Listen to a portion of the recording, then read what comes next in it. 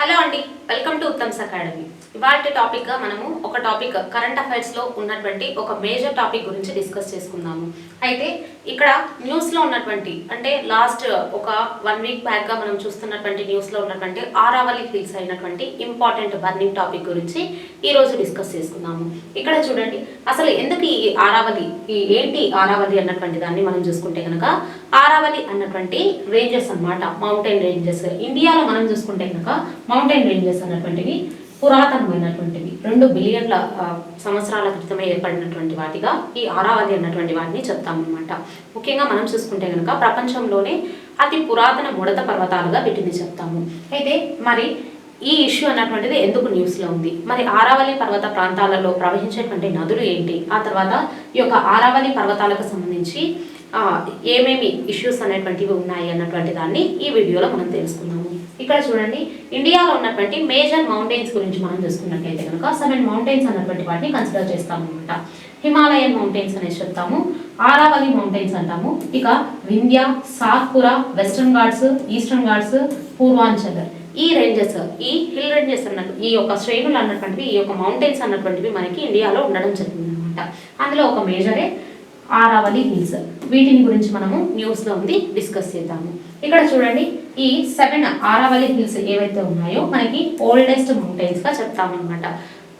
వీటికి సంబంధించి చూసుకుంటే కనుక అతి పురాతన ముడత పర్వతాలుగా వీటిని చెప్తాము. మరి ఎక్కడెక్కడ ఈ ఆరావళి హిల్స్ అన్నటువంటివి లొకేట్ అయి ఉన్నాయి ఇండియాలో చూసుకుంటే గుజరాత్ స్టేట్, రాజస్థాన్, హర్యానా, ఢిల్లీలో ఇవి మనకి ఆక్రమించి ఉన్నటువంటి శ్రేణులుగా వీటిని చెప్తాము.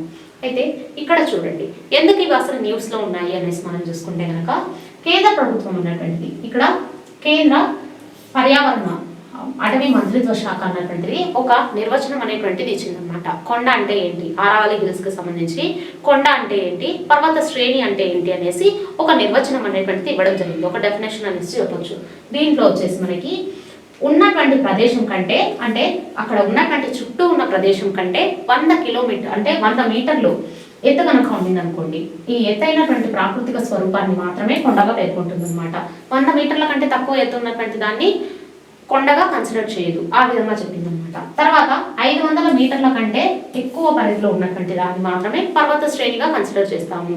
అంటే 500 మీటర్ల కంటే తక్కువ ఎత్తులో ఉన్నటువంటి దాన్ని అంతా కూడా కొండగానే 100 మీటర్ల వరకు దీన్ని అంతటినీ కూడా కొండగా పరిగణిస్తామని చెప్పింది అనమాట. ఒకవేళ 100 మీటర్ల కంటే తక్కువ ఉన్నటువంటిది కూడా కొండనే కదా. ఈ యొక్క కొత్త నిర్వచనం అనేటువంటిది ఎందుకు ఇచ్చారు అంటే, ఈ 100 మీటర్ల లోపు ఉన్నటువంటి ప్రాంతంలో వచ్చేసి ఏం చేయొచ్చు, మైనింగ్స్ ఇవన్నీ కూడా చేసుకోవచ్చు అనమాట. ఆ విధంగా ఇచ్చినటువంటి ఈ యొక్క నిర్వచనాన్ని సుప్రీంకోర్టు అన్నటువంటిది కూడా సమర్థించింది. దాంతో అక్కడ ఉన్నటువంటి ప్రజలు ఏం చేశారంటే, ఈ మైనింగ్ అన్నటువంటి దాన్ని ఆలోచిస్తే కనుక ఇక్కడ ఉన్నటువంటి జీవరాశులన్నిటి కూడా చనిపోతాయి. తర్వాత ఈ యొక్క పర్యావరణానికి ఏదైతే హాని అనేటువంటిది కలుగుతుంది. తర్వాత ఈ యొక్క హిమాలయం తర్వాత రాజస్థాన్ నుంచి వచ్చేటువంటి గాలులన్నీ కూడా డైరెక్ట్గా ఈ యొక్క ప్రాంతాలలోకి ఎంటర్ అవుతాయి, ముఖ్యంగా ఢిల్లీ ప్రాంతంలోకి ఎంటర్ అవుతాయి అనేటువంటి ఒక ఆందోళన అనేటువంటిది చేపట్టడం జరిగిందనమాట. అందుకు మనకి ఇది న్యూస్లో ఉండడం జరిగింది. సుప్రీంకోర్టు దీన్ని సమర్థించడం ఏంటి అనేసి ఇక్కడ చూడండి, ఆరావళి పర్వతాలను రక్షించుకోవాలనే ఉద్యమము సుప్రీంకోర్టు వరకు చేరిందనమాట. ఆరావళి శ్రేణిలో కొండ అంటే ఏమిటో కేంద్ర పర్యావరణ అటవీ మంత్రిత్వ శాఖ నేతృత్వంలోని కమిటీ అన్నటువంటిది ఒక నిర్వచనాన్ని ఇచ్చిందనమాట. దీన్ని ఆమోదించడం కూడా జరిగింది. చుట్టూ ఉన్నటువంటి ప్రదేశం కన్నా కనీసము 100 మీటర్ల ఎత్తైనటువంటి ప్రాకృతిక స్వరూపాన్ని కొండగా పేర్కొంటాము. ఇక 500 మీటర్ల పరిధిలో ఉన్నటువంటి అలాంటి కొండలు 2 ఉంటే కనుక దాన్ని పర్వత శ్రేణి అనేసి చెప్తామన్నమాట. ఇలాంటి కొలతలు ఆరావళి పర్వతాలకు అక్కడ జీవావరణానికి మొత్తము కూడా ముప్పు తెస్తాయి. ఢిల్లీ, ఉదయ్పూర్ తదితర చోట్ల నిరసనలు అనేటువంటివి చెలరేగనమాట. దీనికి సంబంధించి పర్యావరణం, అడవులు మరియు వాతావరణ మార్పుల మంత్రిత్వ శాఖ ఆధ్వర్యంలో కమిటీ చేసిన సిఫార్సులను అనుసరించి 2025 డిసెంబర్లో భారత సుప్రీంకోర్టు అన్నటువంటిది ఈ యొక్క వీళ్ళు ఇచ్చినటువంటి నిర్వచనం అనేటువంటిది కరెక్ట్ అన్నటువంటి ఆమోదం అనేటువంటిది తెలిపిందనమాట. ఇక్కడ చూడండి, ఇందులో ఉన్నటువంటి మేజర్గా ఈ యొక్క టైగర్ రిజర్వ్ ఏంటనేసి చూసుకుంటే రాజస్థాన్లో మనకి సరిస్కా టైగర్ రిజర్వ్ అన్నటువంటిది ఆరావళి శ్రేణిలో ఉందన్నమాట. నెక్స్ట్ రాజస్థాన్లో ఉన్నటువంటి ఏకైక హిల్ స్టేషన్ ఏది అనేసి చూసుకుంటే మౌంట్ అబూ. ఇది కూడా మనకి ఎక్కడ ఉంటుంది, ఆరావళి హిల్స్లోనే లొకేట్ అయింది అనమాట. ఎత్తైనటువంటి శిఖరం వచ్చేసి ఆరావళిలో వచ్చేసి ఈ యొక్క మౌంట్ అబూ అనేటువంటిది ఎత్తైనటువంటి శిఖరంగా చెప్తాము. ఇంకా మనం చూసుకుంటే కనుక wild life sanctuary Kumbhalgarh wild life sanctuary అన్నటువంటిది ఇందులోనే లొకేట్ అయింది. తర్వాత ఢిల్లీ రిడ్జ్ ఉత్తర ఆరావళి అన్నటువంటిది ఈ యొక్క శ్రేణిలో భాగంగానే ఉంది. ఇక వీటికి సంబంధించి ఆరావళి రేంజెస్ గురించి మనం ఒకసారి చూస్తే కనుక ఇందులో ఎత్తైనటువంటి శిఖరంగా మౌంట్ అబు అన్నటువంటి దాన్ని ఇక్కడ వచ్చేసి ఈ గురు శిఖర్ అన్నటువంటి దాన్ని ఎత్తైనటువంటి శిఖరంగా చెప్తామన్నమాట. ఈ గురు శిఖర్లోనే మనకి మౌంట్ అబు దిల్వారా దేవాలయం అన్నటువంటిది బౌద్ధులకు సంబంధించినటువంటి ముఖ్యమైన దేవాలయం దిల్వారా దేవాలయం అన్నటువంటిది కూడా ఈ మౌంట్ అబులోనే లొకేట్ అయి ఉంటుంది. ఇక్కడ చూడండి మరి ఓల్డెస్ట్ ఫోల్డ్ మౌంటైన్స్ గా వీటిని చెప్తాము. ఇక ఇండియాలో ఉన్నటువంటి కొన్ని మేజర్ మౌంటైన్స్ అందులో ఉన్నటువంటి హైయెస్ట్ పీక్స్ అనేటువంటి వాటిని చూద్దాము.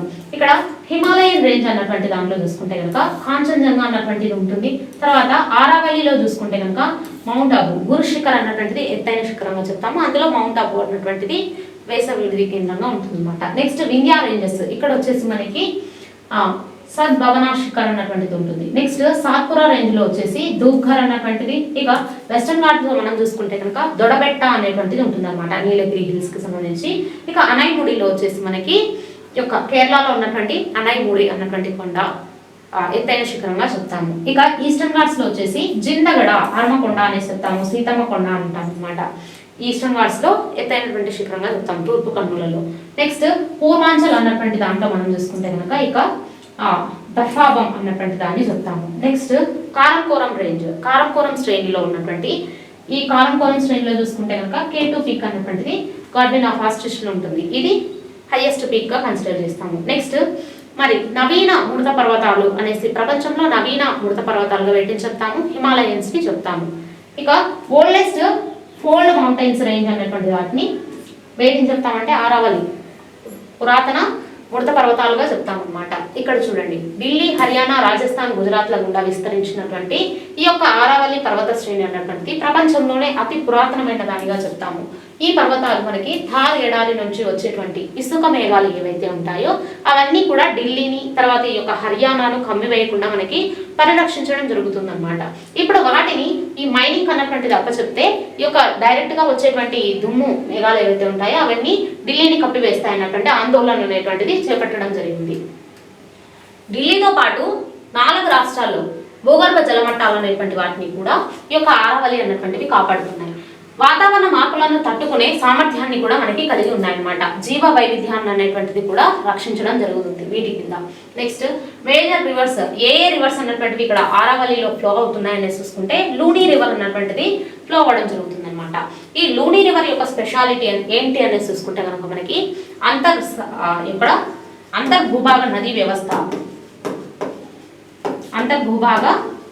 వ్యవస్థగా ఈ యొక్క రివర్ అన్నటువంటి దాన్ని చెప్తామన్నమాట. ఏంటి అంతర్భూభాగ నదీ వ్యవస్థ స్పెషాలిటీ అనేది చూసుకుంటే వర్షపాతం పడేటువంటి ప్రాంతాలలో జన్మిస్తాయి ఈ నదులన్నీ కూడా. లూని, గగ్గరు, బాని ఇలాంటి నదులన్నీ కూడా చెప్తాం అనమాట.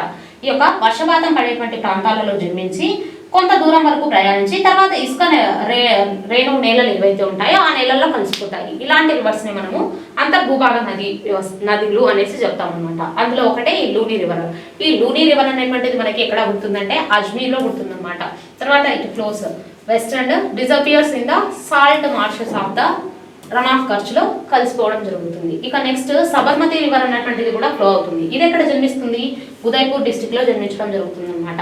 ఇది వచ్చేసి సౌత్ వెస్ట్ ద్వారా ప్రయాణించి రాజస్థాన్, గుజరాత్ ఇక్కడ ఈ ప్రాంతాల్లో గల్ఫ్ ఆఫ్ కంబట్ వద్ద మనకి అరేబియా సీలో కలిసిపోవడం జరుగుతుంది. ఇక నెక్స్ట్ ఇక్కడ బనాస్ అన్నటువంటి రివర్ కూడా ఫ్లో అవుతుంది. ఇది వచ్చేసి మనకి దేనికి ట్రిబ్యూటరీ రివర్ గా ఉందని చూడండి, యమునా రివర్ కి ట్రిబ్యూటరీ రివర్ గా ఉన్నటువంటి ఈ యొక్క బనాస్ రివర్ అన్నటువంటిది కూడా ఫ్లో అవడం జరుగుతుంది ఆరావళి హిల్స్ ద్వారా. నెక్స్ట్ సఖి లేదంటే కనుక సోకి రివర్ అన్నటువంటిది ఇది కూడా మనకి west, it also flows the west from the Aravalli hills కి పశ్చిమ భాగాన ప్రవహిస్తుంది అనమాట. రన్ ఆఫ్ కచ్ లో కలిసిపోతుంది. Next other notable reverse Mahi river అన్నటువంటి దాన్ని చెప్తాము. ఇక చంబల్ రివర్ అన్నటువంటి దాన్ని చెప్తాము. నెక్స్ట్ చూసుకుంటే కనుక హత్మతి అండ్ వత్రక్ అన్నటువంటి రివర్స్ కూడా చెప్తాము అనమాట. ఇక్కడ చంబల్ రివర్ అన్నటువంటి యమునా రివర్ కు ఉపనదిగా చెప్తాము. నెక్స్ట్ సబర్మతి అన్నటువంటిది రివర్ కు హత్మతి రివర్ లేదంటే కనుక వత్రక్ రివర్ అన్నటువంటి దాన్ని చెప్తాము అనమాట. ఇదండి ఆరావళి హిల్స్ కి సంబంధించి న్యూస్ లో ఉన్నటువంటి ఒక ఇష్యూ అన్నటువంటిది. తర్వాత ఆరావళి హిల్స్ యొక్క ఇన్ఫర్మేషన్ అన్నటువంటిది ఏ రివర్స్ ఫ్లో అవుతాయి, ఈ ఆరావళి హిల్స్ అన్నటువంటి మనకి ఏ విధంగా ఉపయోగపడతాయి, అందులో ఎత్తైనటువంటి శిఖరం ఏది అంతా కూడా డిస్కస్ చేసాము. Thank you for watching.